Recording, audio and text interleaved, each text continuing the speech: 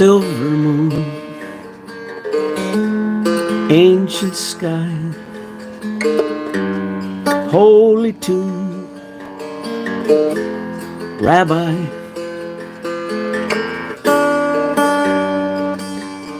increase incense smoke, love divine, life's a joke to the swine.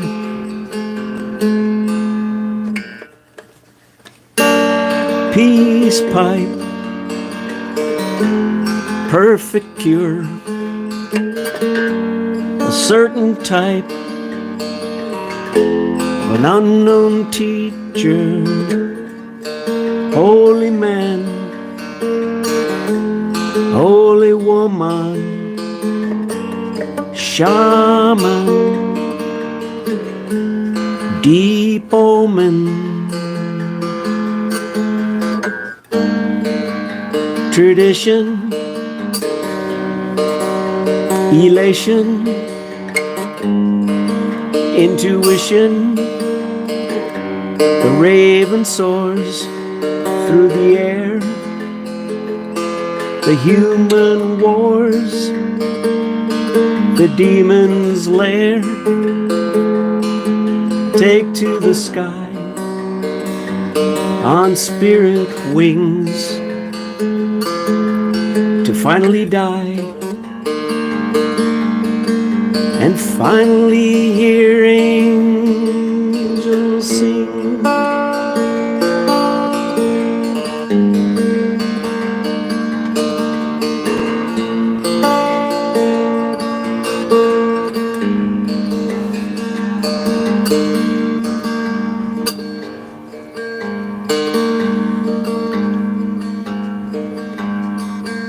Imperfect life, forever etched upon every strife and every breast. No one knew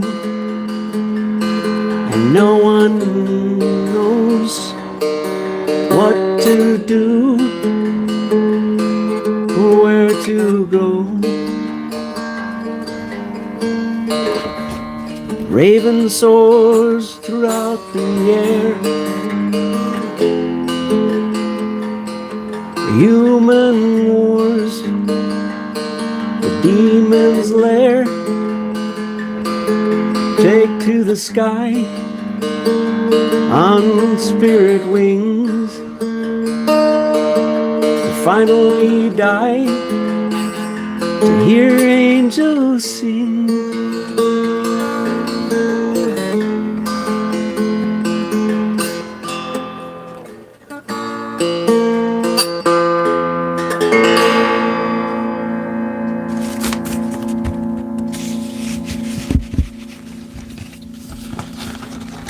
This is known as the Backpacker's Guitar, and Martin put it out a couple decades ago. Guess what, Martin and Company? I was one of the first ones to buy one of these puppies.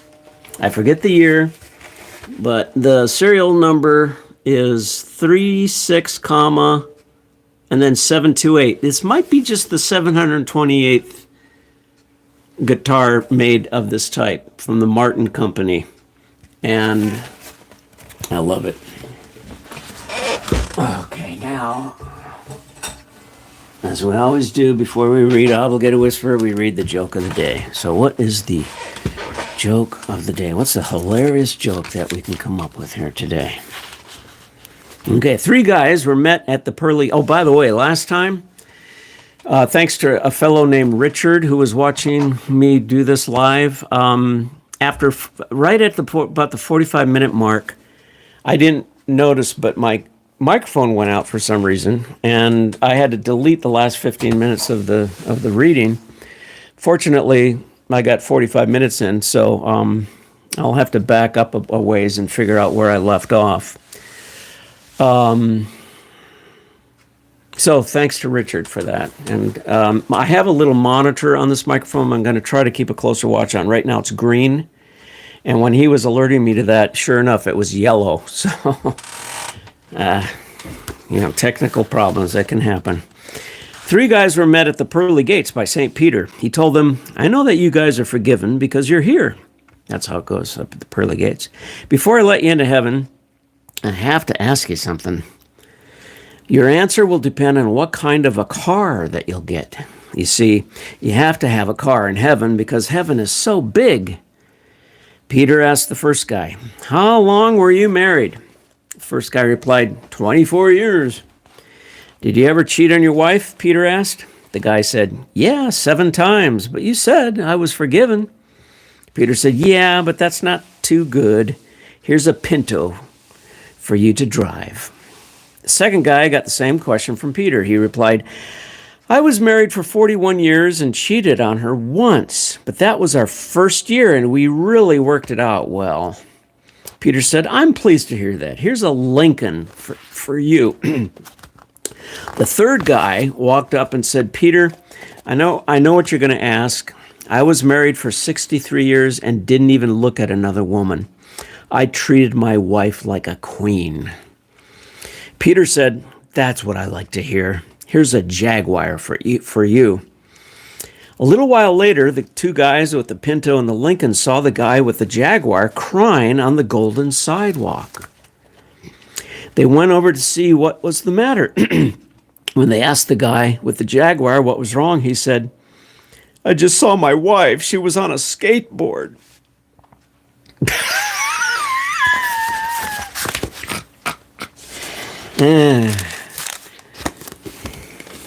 Afterlife jokes. You just can't beat them.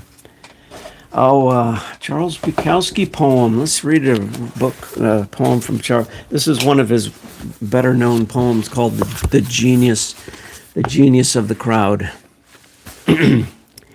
There's enough treachery, hatred, violence, absurdity in the average human being to supply any given army on any given day. And the best at murder are those who preach against it. And the best at hate are those who preach love. And the best at hate are those who preach love. I just said that. And the best at war, finally, are those who preach peace. And those who preach God need God. Those who preach peace do not have peace. Those who preach love do not have love. Beware the preachers. Beware the knowers. Beware those who are always reading books. Beware those who either detest poverty or are proud of it. Beware those quick to praise, for they need praise in return. Beware those quick to censure. They are afraid of what they do not know. Beware those who seek constant crowds. They are nothing alone. Beware the average man, the average woman. Beware their love. Their love is average, seeks average. But there's genius in their hatred.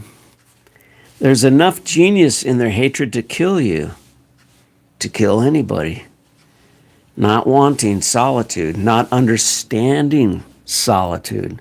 They will attempt to destroy anything that differs from their own. Not being able to create art, they will not understand art. They will consider their failure as creators only as a failure of the world, not being able to love fully. They will believe your love incomplete. And then they will hate you. And their hatred will be perfect, like a shining diamond, like a knife, like a mountain, like a tiger, like hemlock, their finest art.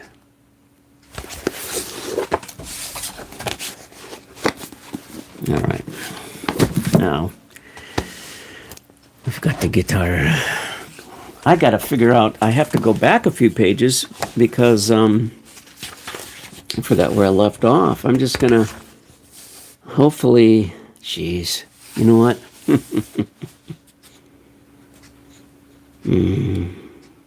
Okay, I'm just going to take a stab at this, and hopefully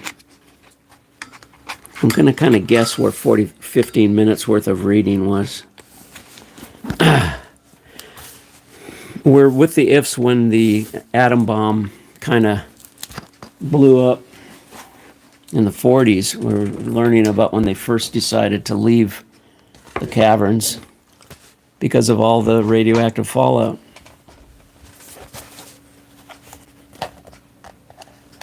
I got this at Goodwill today.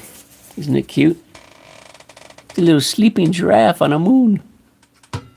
All right.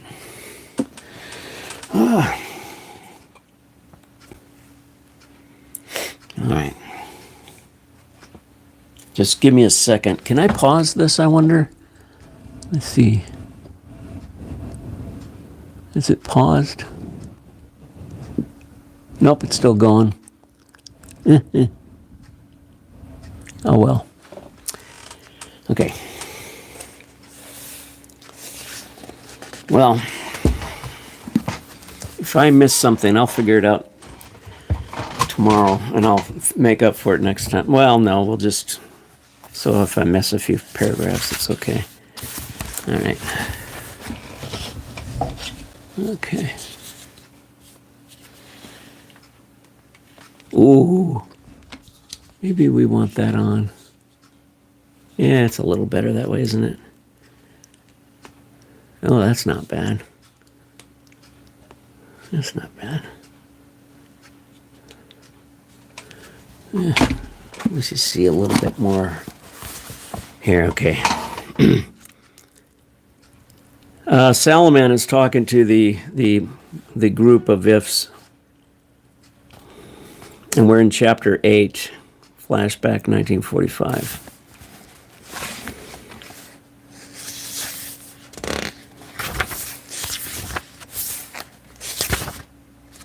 Okay, hold on a sec.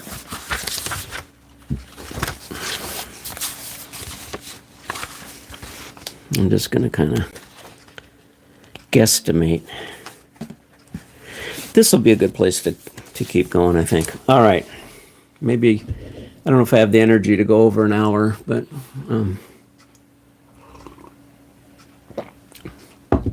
if I do, we'll keep going. All right.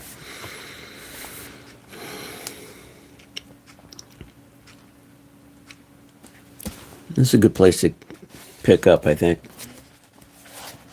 Might be cross-dissolving a little bit, not too bad. Most of the if population was not affected by the blast, and any relocations were discouraged and stopped. But for the 50. Radiation effects were another thing, however. Over the years, many more ifs eventually succumbed to their own forms of cancer and died slow, agonizing deaths. For centuries, the if culture numbered in the tens of thousands. Now, who knew how many were left scattered across the Americas? Moontree, a voice called from the darkness. Moontree, is that you? Come up here. Follow my voice. It was Skipit. Hey, hey, Moontree called loudly. Skipit, are you okay? Yes, and no. There was a scary sadness to his timbre. When Moontree reached him, he was holding up the limp hand of a dead if. Moontree climbed further up and down into a short crevice until his eyes adjusted to the light from the above lands, peeking through. It was then Moontree could see the bleary wetness coming from his friend's eyes. Salistar was all he could muster. It was his wife. No, whispered Moontree. He reached his two small arms out, but Skipit kept his grip on Salistar's tiny hand. I'm so sorry, Skipit. I figured we'd meet at Great Hall sooner or later. I wanted to help find the pups. Shh. Moontree whispered and hugged them both until the sun faded from their dark, sad eyes. Time was treated with disregard as Moontree stayed with his friend a long while. When the morning came, since they were near the top, they decided to take a look around in the above lands. Maybe they could spot what had caused this nightmare and give report. It was as if death not only had a smell, it now had a spirit. All about them they witnessed dead animals, lizards, mountain lions, coyote, ravens, owls, several wild horses, bats, all dead. And they could almost see their spirits sailing away with infernal shadows, trying to follow them. An Apache spirit dancer was felt, but they could not see him.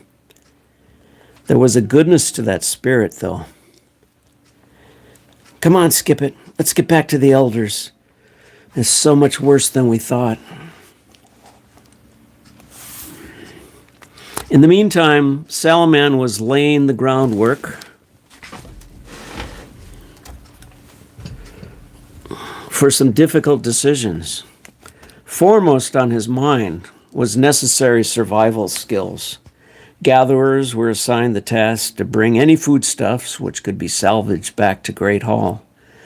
Mosses, lichen, dried cacti leaves and flowers, grasses, nectars, anything that could at all be recovered were delivered with delicate care to Salaman. A popular main river system passed through one of the side walls within Great Hall, and yet Salaman instructed everybody to avoid drinking from it.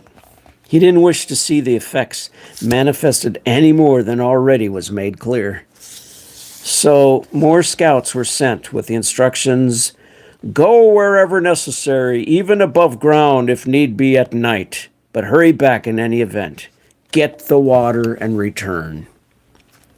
Salaman had the burdensome task to decide what to do about this explosion, for he knew it was no earthquake.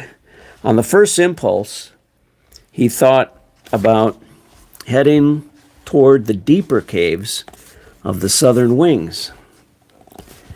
But too many reports of the commercialization of what we now know as Carlsbad Caverns troubled his prudent nature. There had to be an alternative plan, but none came to mind. The following day, Salaman was ready to give his thoughts to his people. Within these 24 hours, more ifs were found and helped back to the meeting place, but the news of deaths were even worse than the fears that had been painted in their minds.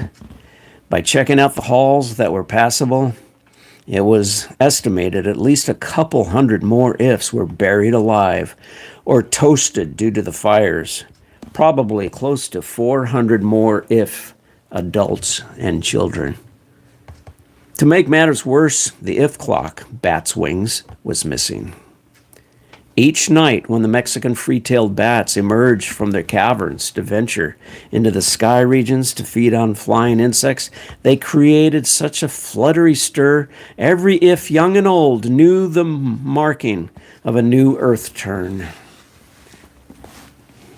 As most ifs were, Salaman was intuitive, so he knew when dawn had arrived by his own inner clock. So then he began his speech.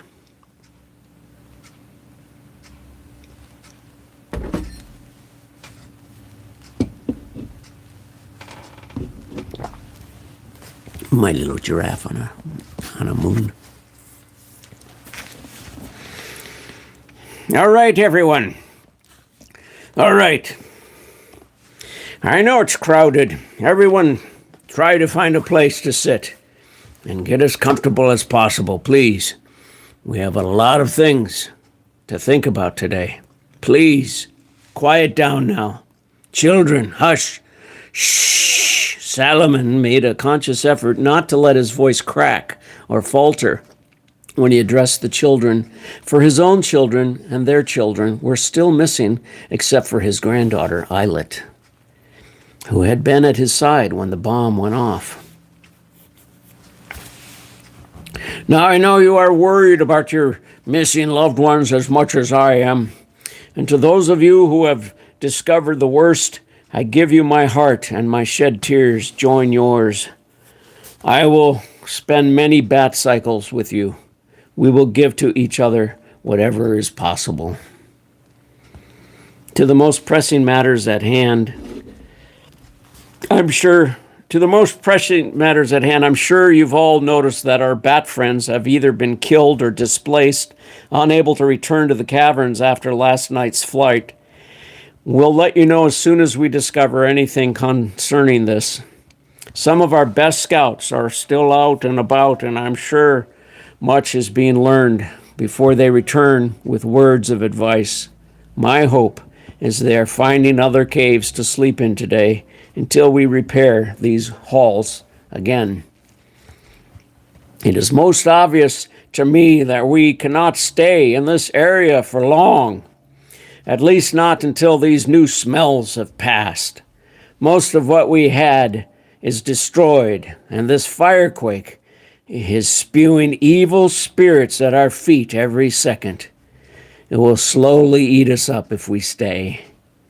Never in our history have we experienced something our senses tell us is so dangerous outside when we were hunted down by the white humans long ago. This smell is evil.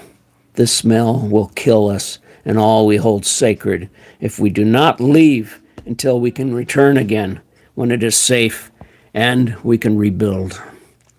The sound that erupted, spilling the smell upon us, is of that same spirit. It is a spirit of destruction and malevolence. It was no mother heart attack. It was the tall one's doing. At mention of the tall ones, a small murmur rose from the crowd, mostly from the younger Ifs who were told stories of the massacres and genocides of their people and of their ancient Indian friends above. But it didn't take one as wise and psychic as Salaman to see the correlation. Most Ifs nodded their round and oblong heads while they listened intently to their leader.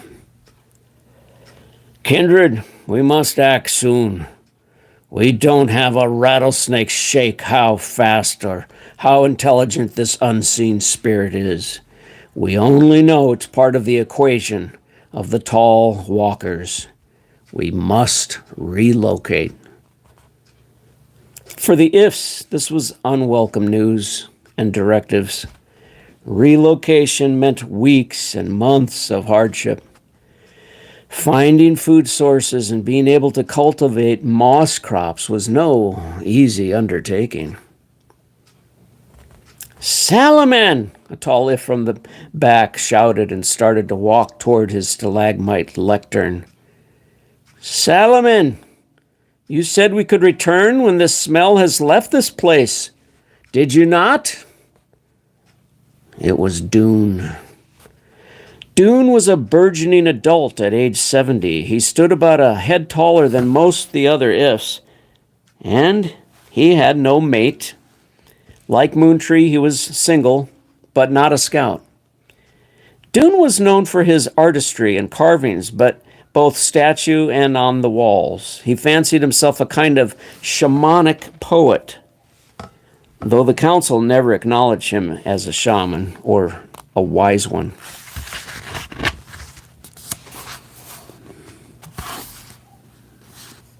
The high elders tolerated his sermons in the halls, but they could never bring themselves to venerate him with any sort of status other than a kind of odd beat poet of the Ifs. Children often enjoyed his strange teachings and tales, but many of the parents distrusted his influence on their pups. But he never proved to be a danger of any consequence. Salaman, why don't we climb deeper into the earth? We know the hard tunnels, the dangerous ones, but they will keep us safe until, as you said, it will be harmless to return to this great hall, and we can rebuild the hoodoo fortress. It has been our mother for so long, and she has served us well. A few ifs joined with slapping their chests, much like mountain gorillas do, showing approval for the suggestion. I'm not sure, Dune, answered the slightly older if and a true shaman. Those tunnels are extremely untested and untrustworthy. Many of them haven't been used in tens of tenures. If we head to the southern wings, we will find more solid footing again, until we can indeed possibly return. But such a return could be for a very long time. We need to be patient. These spirits are not going away anytime soon. Relocation meant weeks and months of preparation and hardship. The ifs were tired of a history of such patience and resolve. So Dune's words spoke to their hearts louder than Salaman's wiser counsel. Good boy. Finding new food sources and having the ability to cultivate new moss crops was no easy undertaking. Most wanted to stay put, even if it meant digging deeper as an attempt to escape the poisonous air. Salaman looked out to his people. He saw fear and distrust. He saw paranoia. He saw his people with little more patience for another pilgrimage. But I will think on it, Dune. Let us all meet here after we've eaten and drank from the buckets of water from further away.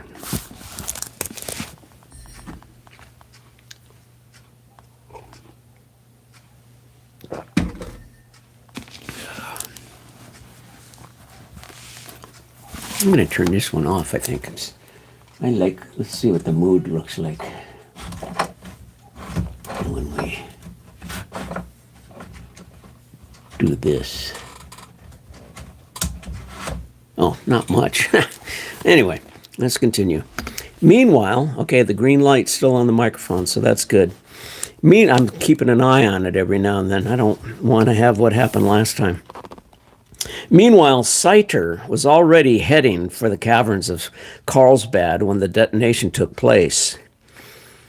Back then, he was the leader of his clan of Mexican free-tailed bats of the Hoodoo Gardens that numbered nearly 10,000. Usually one of the first to return, for he was an artful hunter of insect life.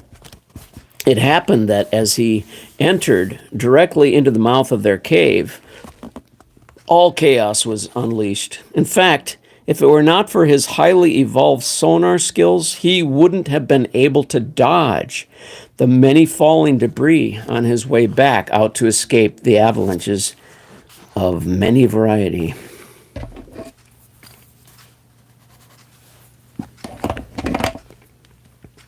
Whoa, he thought to himself, that was weirdly enough of a thing to be reckoned with.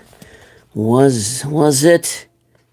And he thought a thought indiscernible for human translation, or more of an earth anger. Since Saiter could literally see with his ears and sonar, and even his eyes were helpful, his way of reasoning and relating to the world was a bit less conventional. This indiscernible thought could have been some imaginary foe or annoyance which only the blind or deaf could understand or relate to. Saiter and his kind were forced to become the aliens they were in their own environment due to the exploitation from larger mammals like humans.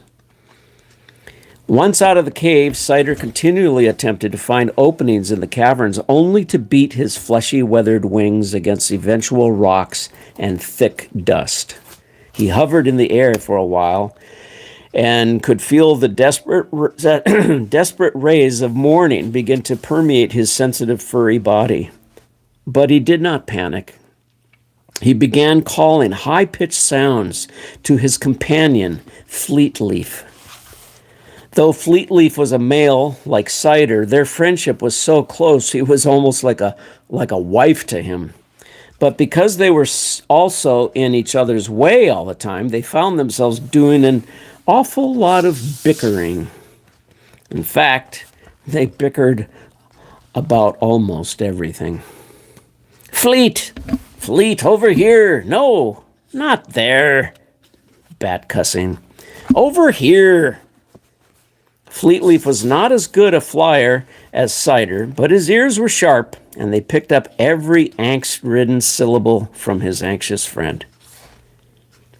Okay, don't lose any vowels over this thing, Cider, Fleetleaf called back. We'll be doing enough of that soon enough as it is, I'm sure.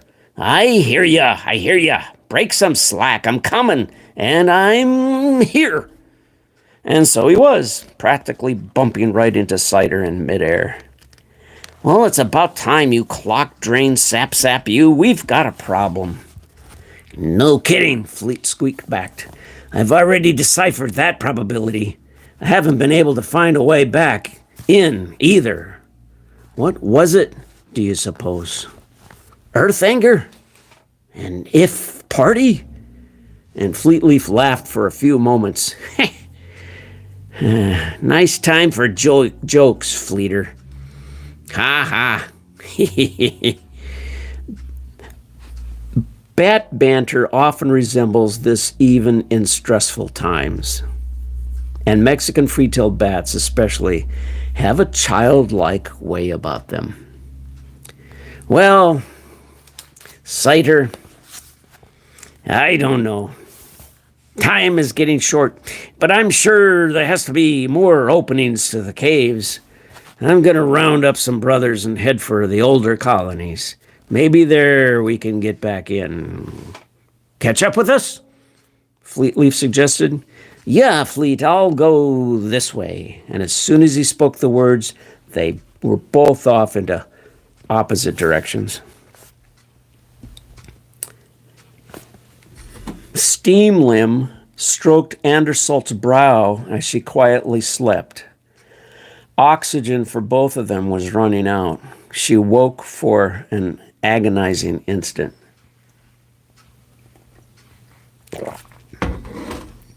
It's okay, Andersalt. Death really isn't so frightening. And we get to go to the open spaces for good this way. And she fell asleep. Tick, tickety, tick, tick, tick, tick, tick, tickety, tick, tick, tickety, tack, tick, tick, tick, tack, tack, tack, tickety. Cider called, swooping over all the familiar openings now closed forever by the explosion. The sun was rapidly on her rise, and Cider was beginning to lose all hope. Huh? Tickety-tick, said Steamlim, rubbing her eyes. Andersalt, wake up, it's a bat trying to communicate. Tick, tickety, tick, tick, tick, tick, tickety, tick, tick, tick, tick, tickety, tick, tick, tick, ticket, cried Steamlim, imitating the sonar Morse code language that was taught her by her grandfather Salomon. Andersalt, we're going to be okay. Cider recognized the choppy response as that of an if, and immediately swooped down to where he could hear Steamlim more clearly. As soon as he settled on the ground, Cider began to call in all earnest. It was heard by Steamlim, and soon the two of them began a rough dialogue, which, without proper translators, would have been difficult to understand, to say the least. And yet, key words would pop at one another, enough for their communication to be of service. The dialogue went something like Cider. Tickety-tick, kick, ruffle windy boom. No way, tickety, no one. Steam limb. Ruffle windy? Okay, well, tickety, tickety tick. No one then? Cider. Tick, tick, tick, tick, tick, tick. No way in. No way in. Steam limb. Oh, yes. Tickety, tick, tick. No way in for you. Tick, tickety. Cider. Yes, yes. Are you tick, tick all right? Steam limb. Tick. Yes, but we tick, tick, tick need way out of air. Cider. How far away are you from my tick, ticky, tick, tick, my voice? Steam limb climbed closer to Cider's voice and realized there must have not been too much distance between their sonars, or they would not have been able to communicate so clearly and with such success. Steam limb. Close. Tick, tackety, tick, tick. Maybe 2 feet. Cider. Good. Start digging. I'll ickety icky be back. And he flew away into the direction of Fleetleaf and the others.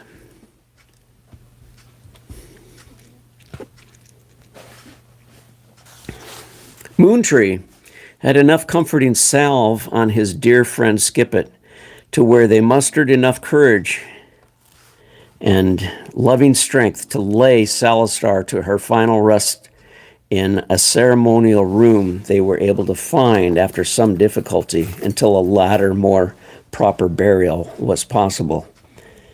The words that stayed with Skippet were, "She will be there when you are ready for her again." Skippet realized then he would never love again on this earth plane. When they reached Great Hall, Salaman was already readying his people to leave. Dune by then had already faded into the crowd, and Salaman and a few of the other elders were bent on getting their kindred as far away as possible from the invisible poisons they knew were going to kill or wound them severely. More ifs were being led into the hall on makeshift stretchers, and after the first night, a few scouts brought in some water. But there was not enough for all. Rune, a young if of about 51 years, came running up to the two of them. "Where have you been? We've been waiting for you guys like a bumped toad. Where have you been, God burn it up?" Rune, Moontree spoke up. "Simmer your corpuscles, will you?" "Simmer my corpse, eh? You two are out running around like ridiculous half-minds while the rest of us are trying to survive, and I'm just supposed to simmer my cells, eh? Moontree, I may be green, but I'm a scout. We don't just come popping out of the walls." "No, Rune, nor do Skippet and I," said Moontree in a low, controlled voice. "But Skippet's wife is dead." There was a pause of silence before Rune spoke up. I had no way of knowing, Skippet. I'm sorry." "It's okay, Rune. Just lay off, Moontree. I know you two haven't been the closest of comrades lately." That, Rune was about to let himself get angry again, but caught his own tongue like a frog catches a fly. "That can be discussed much later, Skippet. Right now, Salaman needs all our help. Dune's trying to stir some bad dust up in the Great Hall." "We're with you on that, Rune," Moontree said, not engaging eye contact. The three headed to the hall.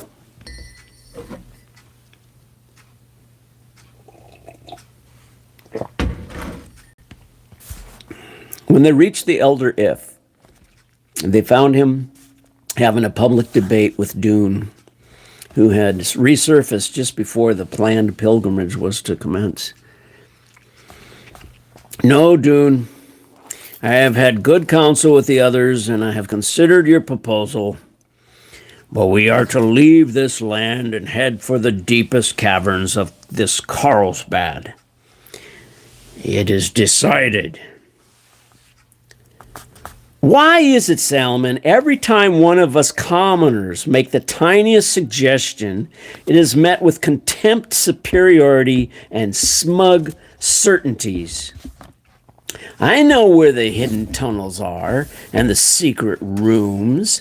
I know we can avoid the humans and stay safe, all at the same time. What you are demanding is sure suicide, while what I am suggesting is a chance at life. Why do you speak with ears that are deaf to your people? Why are the Gila monsters and the lizards who stay smarter than an old if's failing legacy? To surface above where the tall ones lurk behind every man road and cactus is going against the dreams I have been having for so long now. I have seen the future above, and it is stark death. The poisons will go away, but the white man will never. Salomon looked at the faces of concern on so many of those who listened to Dune's dire warnings so seriously. He had already deliberated at great length with the fellow shamans and elders, and it was unanimous to leave. But he could also see a growing rebellion he had never seen in the eyes of some of his people, and it worried him. By now, Moontree, Skippet, and Rune had made it within earshot of their great commander. They noticed Dune's tall frame at the front of the crowd, just in front of Salaman's lectern.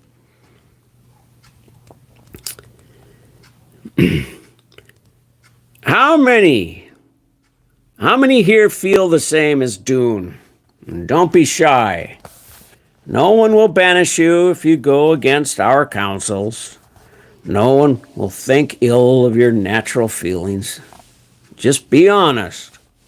All who agree we should stay and dig deeper into Mother Earth, look up at our ceiling, indicating your prayer to the Great One for help.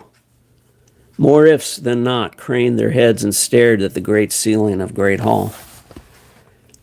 And to those of you who feel it is wisest to leave this place of dead air, poisoned water, and shadows of man's doings, raise your heads to entreat help from the Great Spirit and the stars in which he lives.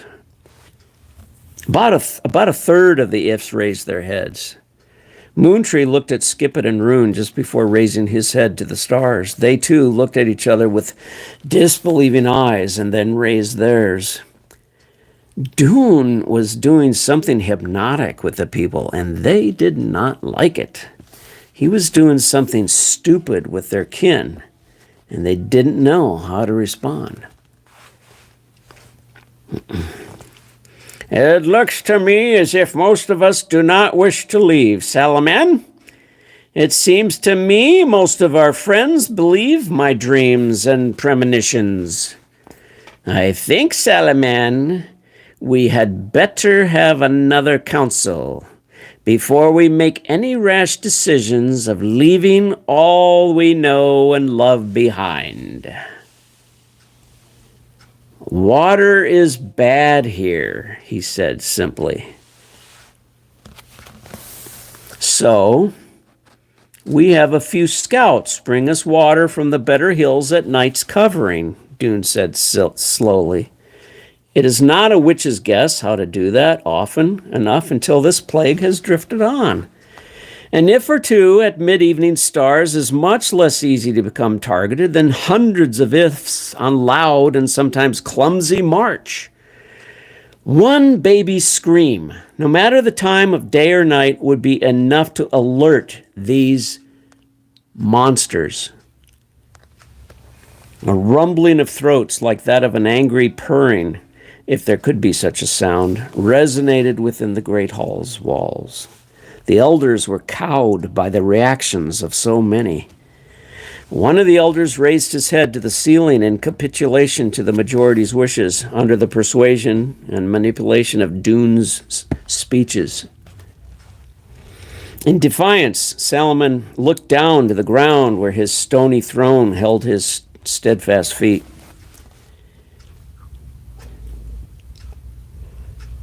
It is against my will and against my warning advice that I say what I'm about to say. No, Moontree whispered. We shall take the counsel of one of our elders, Fiatep Luprock, who I can see has raised his head in agreement to Dune's suggestion. And we shall listen to the dreams of Dune, who many here apparently deem worthy of high honor and subjection. But if we find too many of our own die within the coming moon cycles, we will confer here again to decide if his counsel was indeed the wisest and the best for our kindred. Go to your homes now. Rest. Scouts will bring you newer water by sun's hellos. Rest. And rest assured, your leader listens to your heart's wishes.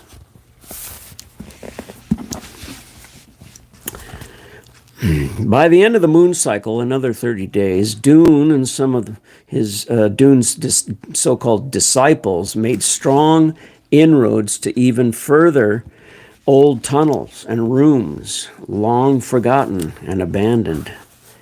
Many of the parents and older ifs felt they were doing the right thing by following the lead of this confident, strong Dune.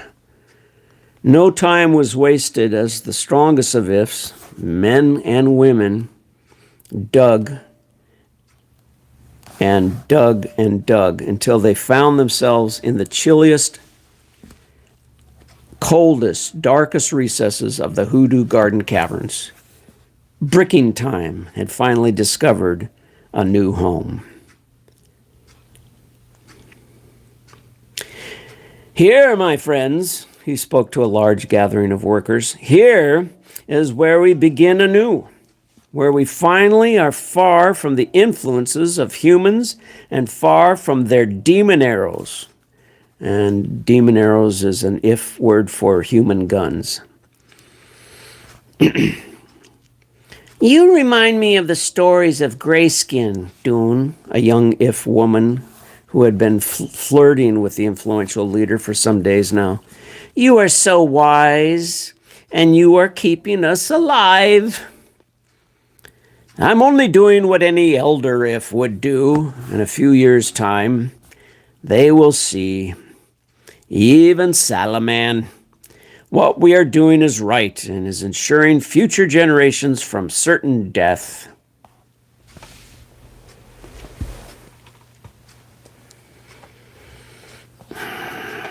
It's sort of gummy. Gummy's a word for strange in if tongue. It's sort of gummy, Skipit, Rune was telling his friends. I used to be very close to Dune, and now I feel like we're caves apart.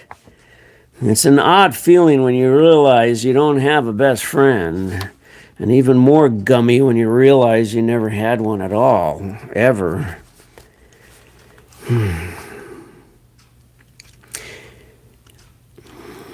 He's betrayed us, Rune. He's betrayed our peoples. People are still dying. My friend Lon has sores all over her body. I fear she will be dead before another moon, said Skipit in return. I mean, my wife died in the rocks, but I think Salaman is right. There is something lingering beyond the devastation of that great day.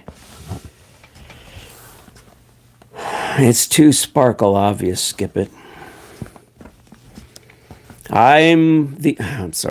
It's too sparkle obvious, Skipit. The old are not eating, and the very young are not playing. I've asked Moontree and Salaman about this, and they tell me they are without arms. They are without legs. They stare at me and just tell me how everyone is under Dune's spell. I don't know what to tell you. Let's us go hap trip. That's if for debate with them. Let's us go and speak with the both of them. Maybe they don't know how about Lon yet. Maybe the two of us can talk some sense into them to help them regain their courage, said Rune, patting Skippet on his shoulder.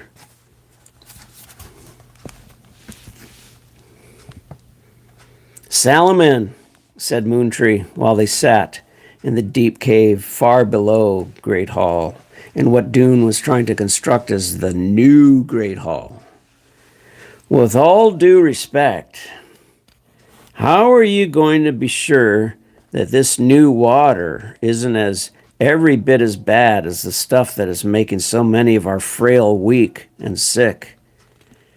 Even with our scouts on new trips, they still bring back poisoned throat streams. This new stuff still comes from too close to that blast, that bad spirit. Canisters and canisters of clay pots of new water laid before the two as they watched a young woman carry off 2 jugs, probably to her own family in the now darker of darks.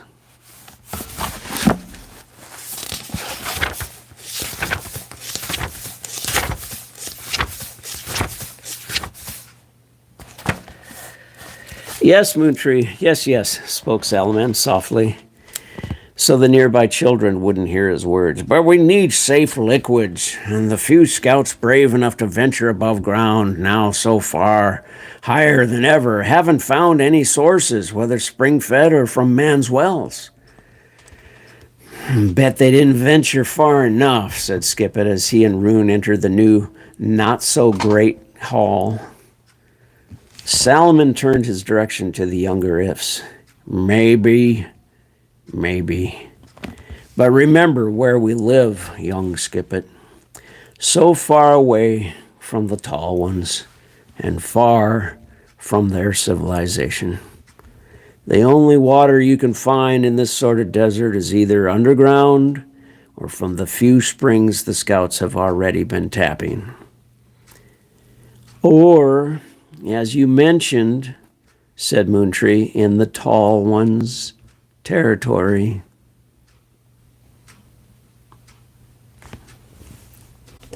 This kind of, let's put this back here somewhere. Let's put this right here. Oh, let's put it there. It's a good spot for it. We got Hank there. That's a little better, isn't it? In the tall one's territory. Oh, I lost my place. Oh, my God. Mm-hmm.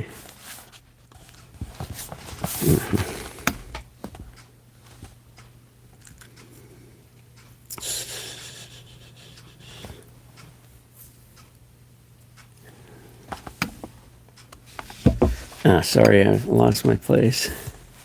Oh, there we go. Oh, you can't be serious, Rune said a bit too loudly, causing a few juveniles to turn their heads in their direction. You're not actually suggesting, he now said in a hushed manner, suggesting survival, Rune. Yes. Dune already has won the hearts and minds of most of the populace. We're stuck here. So until we can come up with a better plan, we have to get water that is at least pure, even if the air we breathe isn't. If the only place we can get water that's not contaminated is above, yet several days away, then I am one scout willing to go with as many canisters as I can carry. Several days, yes, everyone knows that, Moontree, cried Rune incredulously. It's at least 2 days' journey. Our eyes, the sun, we could go blind. And if you get caught, well... Rune, Salaman interrupted. Maybe Moontree hasn't got it all wrong. Let him speak. It's just that given enough protection from the sun, given enough time... Maybe we could just find an area where there aren't any of them around, like like the ants that find their food sources and then they begin a scent trail just until we finally find better underground streams. This doesn't have to go on forever. Are you finished? Rune said impatiently. You're out of your mental boundaries, Moon. There is absolutely no way you or anyone else with your stubbornness would get away with it. The world up there is even more dangerous than before. They have metal things that fly in the air and can spot a lone if within seconds. The wool women have seen them, and the sun will blind you within a day. How do you expect to buck thousands and thousands of moons of our own evolved adaptation to the darkness, that which has made us more vulnerable to the light? Salaman, tell me I'm right, or I'll eat your stalagstaff. No need for that, Rune, Salaman answered slowly. He wanted to hear more from Moontree. Moontree, even if it were somehow able to succeed, what if indeed we ended up being caught by the pale small eyes? I'm willing to risk that, Salaman. I'm willing to go. The stories you told me from other lands about the effects of this killing spirit stay in my mind. It's the only way I can see clear of all of this. Then you will need companions willing to volunteer, Moontree. I'll go, said Skippet. I have no family. Salistar is dead. I will go with my best friend. All right. Well, that makes two, then. Better than one, said Salaman. You, Rune. How about you? The effects on the eyes can be lessened by shielding them with hoods. I know this from the old days. No way. It's crazy as flip beetles. It's suicide. Then I will go too, Moontree, said Salaman. And we should do this as soon as possible. Rune couldn't believe his eyes and ears witnessing his leader make such a seemingly foolish decision. There he was, Salaman, all 96 years of him, packing a backpack with his colleague Moontree, who he had his own differences with, and the shy little Skippet. They were readying for an event which had not been attempted in thousands of years. It was almost as if Salaman were breaking some sacred tradition that could only be met with opposition to the order of things from the source himself.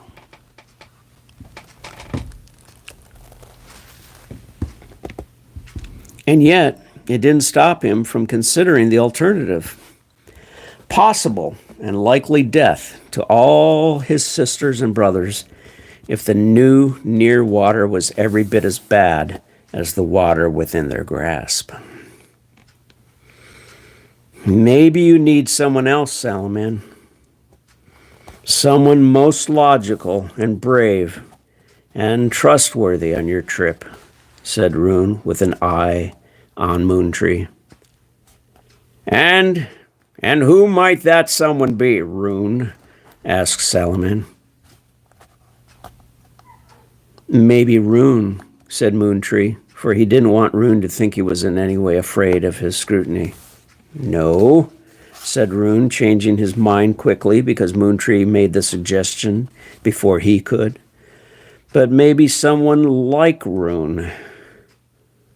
I'll talk to more scouts and see who I can handpick. Goodbye, and good luck. He cast a wary glance at all three of them and left their meeting place in search of scouts. I don't expect him to find anyone very soon. Come on, let's go. I know the best place to emerge. It is a secret and very sacred place. It will give us strength and courage, spoke Salaman. We'll close there. We'll close there for tonight. I think I missed a couple paragraphs between the drop off of the last time and where I try to pick up, but I don't think you're losing the story very much. More reasons to buy the book. And you can get the book by going to gullarudbooks.com.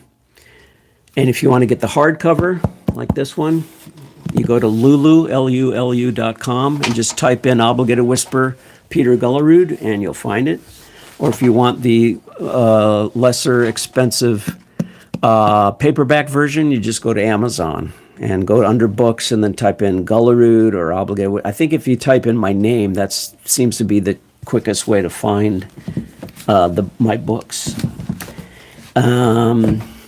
But the best way to get any of my books, including these two versions, is I think I made it available as an ebook too. Yeah, I did on Amazon. For those of you who have Kindle and just don't want to spend a lot of money, but you'd rather just read it on your tablet, your iPad, or your cell phone.